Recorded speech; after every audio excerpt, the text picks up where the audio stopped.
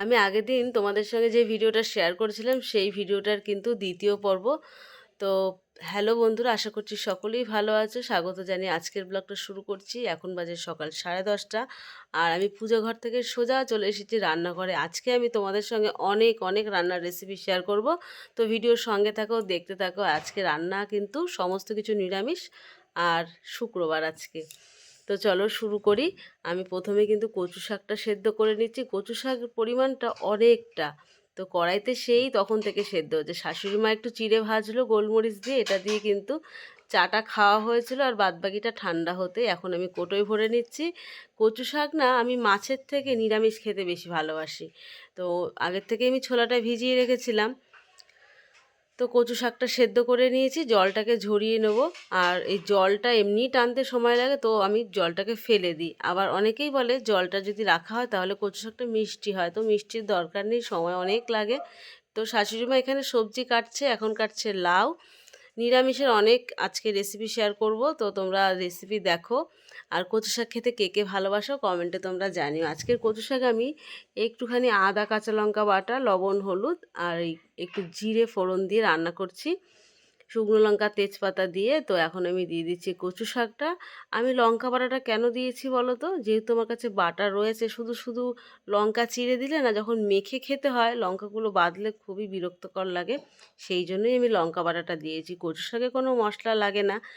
তো আমি এখন দিয়ে দিচ্ছি মিষ্টি। মিষ্টিটা আমি এখনও বুঝতে পারছি না যে কচু শাকটা মিষ্টি হবে কি হবে না, তবু আমি 2 চামচ মিষ্টি দিয়ে দিলাম। আর এখানে লাউটাকে আমি ধুয়ে নিয়েছি, আর শাশুড়িমা দেখো কত সুন্দর করে কেটেছে। আজকে মুগ ডাল দিয়ে লাউ ভাজা করব। তো এই রেসিপিটা কিন্তু আমি শ্বশুরবাড়িতে এসেই খেয়েছি। তো শাশুড়ি মায়ের কাছ থেকে শেখা বা জায়েদের কাছ থেকে শেখা আমার। তো মুগ ডালটাকে ভেজে আগে থেকেই তুলে রেখে দিতে হবে। আর মুগ ডালটা লাউ দিয়ে এমনভাবে রান্না করতে হবে, মুগ ডালটা যেন সেদ্ধ না হয়ে যায়, আবার বেশি কাঁচাটেও না থাকে, এরকমভাবে কিন্তু রান্না করতে হবে। তো আমি এখন তেজপাতা, শুকনো লঙ্কা আর একটুখানি জিরে ফোড়ন দিয়ে আমি লাউটাকে বসিয়ে দেবো।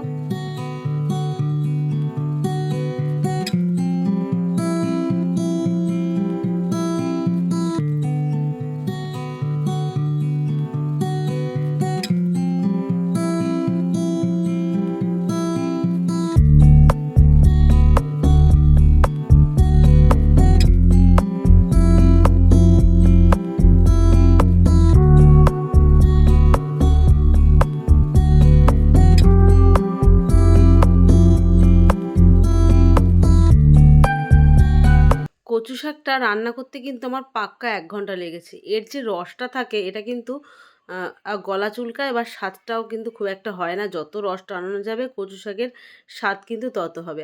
লাউটা আমার আধা আধি সেদ্ধ হয়ে গেছে, এই সময় আমি মুগ ডালটা দিয়ে দিলাম। আর এই জলের সঙ্গে যেটুকু সেদ্ধ হবে দিয়ে দিয়েছি মিষ্টি। কচু শাকটাকে আমি এখন জাগা মতন রেখে দিয়েছি। সকাল সকাল আমার ভাতটাও হয়ে গেছে, আর এখানে কচু শাকটাও হয়ে গেছে। বড় দুটো রান্না প্রথমেই করেছি। শাশুড়ি মা দেখো এক এক করে সবজি কাটছে, আর আমি নিয়ে গিয়ে রান্না করছি। তো ভাবছি ঝিঙেটা আজকে আর রান্না করব না, এটা ফ্রিজে রেখে দেবো। তো লাউটা নামানোর আগে আমি একটু ভাজা মশলা দিয়েছি আর একটু ধনেপাতা দিয়েছি। ধনেপাতা লাউতে কিন্তু দারুণ একটা স্বাদ আনে। তো লাউটাও হয়ে গেছে। আমার মা বলে সবসময় রান্নার পরে না, রান্নার খাবারটাকে খুব সুন্দর করে গুছিয়ে রাখলে খাওয়ার এনার্জি বাড়ে। আর রান্না বান্নার মধ্যে লক্ষ্মীশ্রীটা আনা খুবই প্রয়োজন। ছড়িয়ে বেড়িয়ে রান্না করলাম ঠিকই, কিন্তু একটু গুছিয়ে রাখার চেষ্টা করি। তো আমার মিঠাইয়ের আজকে মাথা খারাপ হয়ে গেছে। এই গরম গরম কিন্তু ভালোই পড়ে গেছে, তার মধ্যে রোদ্দুরের মধ্যেও বসে আছে। আজকে আমার এই ঝুড়িটার দরকার ছিল বলে শুকনো কুলগুলো আমি এই কাঁচা কুলের মধ্যে ঢেলে দিয়েছি। তেঁতুলটা তোলার সময় হয়ে গেছে, তুলবো খুব শিগগিরই। আর আমি এখন খেয়ে নেবো, আমার ভীষণ খিদে পেয়েছে। কচু শাক দেখে তো আমার আর লোভ সামলাতে পারছি না। তো এটাই আমার সকালের আজকের ব্রেকফাস্ট। আর কচু শাক ছোলা দিয়ে হয়েছে, তো কখন খাবো কখন খাবো মনে হচ্ছে। তো খাওয়া আমি শুরু করে দিলাম। শাকটা কিন্তু দারুণ হয়েছে, আর একটু ঝাল ঝাল হয়েছে। শাক পাতা একটু ঝাল ঝাল হলে খেতে কিন্তু দারুণ লাগে। কে কে খাবে চলে আসো। অনেকটাই কচু শাক রান্না করেছি, আমাদের প্রায় 2 দিন যাবে কচু শাকটা। তো যাই হোক, তারপরে কিন্তু আমি একটুখানি মুগ ডাল দিয়ে যে লাউটা করেছি সেটাও একটু খেয়ে নিলাম, কারণ দুপুরবেলা আমার একটা পদ দিয়ে খাওয়া হয়ে যায়। তো বেশি পদ আমি খেতে পারি না, সেটা সকালবেলার দিকে খাই। আমি এখন রান্না করছি পটল পনির। তো শাশুড়ি মা কিন্তু আবার পটলটাও কেটে রেখেছে, পরপর সবজি কেটে যাচ্ছে আর রান্না করে যাচ্ছি। আর তোমরা তো জানো একটু কাটাকুটি যদি গোছানো থাকে রান্না করতে কিন্তু কোনো সমস্যা হয় না। আজকের এই পটল পনির রান্না করার একটা উদ্দেশ্য আছে। অল্প কটা পটল ছিল আর অল্প একটু পনির ছিল, তাই ভাবলাম এটা আজকে রান্না করে ফেলি। আর যেহেতু বাড়িতে সবজি কেউ খায় না, শাশুড়ি মার আমি ছাড়া সবজি খাওয়ার কোনো লোক নেই, কচু শাকটা সবাই খাবে। তো এদিকে আমার পটল পনির হয়ে এসেছে, আর এখন রান্নার শেষে একটু ব্রেক নিচ্ছি, তারপরে আবার ফিরে আসবো তোমাদের কাছে সন্ধেবেলা। তো আমি চলে আসলাম সন্ধেবেলা, এখন সন্ধে দেবো। মিঠাই কিন্তু এখানে শুয়ে আছে, আর যেহেতু পাখা চলে তাই ও আরাম করে শুয়ে থাকতে পারে। একদম তুলসী মঞ্চের কাছে চলে আসলাম, তারপরে আসলাম ঘরে। প্রথমে তুলসী মঞ্চে আমি প্রদীপটা জ্বালিয়ে দিই, ঘরের প্রদীপ জ্বালিয়ে ধূপধুনো জ্বালাবো। এটা আমার প্রতিদিন খুব ভালো লাগে, আমি দুবেলা ধুনো দিই। আর ঠাকুরের কাছে ধুনো নিয়ে বসলে পরে তো একটা আলাদাই ভক্তি আসে। তারপরেও যেন মনে হয় আমার একটা রুম স্প্রের মতন কাজ করে। ঘরের মধ্যে একটা ধুনোর গন্ধ থাকে, বেশ ভালো লাগে, আমাদের বাড়ির সকলেই পছন্দ করে। তার মধ্যে একটু কর্পূর দিই আর ধুনো দিই, তাতে গন্ধটা কিন্তু আরও বেশ ভালো হয়। আর কাঁচা নারকেলের যে ছোবড়া ছোবড়া সেটা অনেকক্ষণ ধরে জ্বলে, শুকনো নারকেল খুব তাড়াতাড়ি পুড়ে যায়, এই কারণেই কিন্তু কাঁচা নারকেলের ছোবড়াটা বার করি আমি ছেলেকে দিয়ে। তো এই যে সন্ধেবেলায় আমার ভগবানকে তোমাদের একটু দেখিয়ে দিলাম, সকালবেলার দিকে দেখানো হয়, সন্ধেবেলা দেখানো হয় না।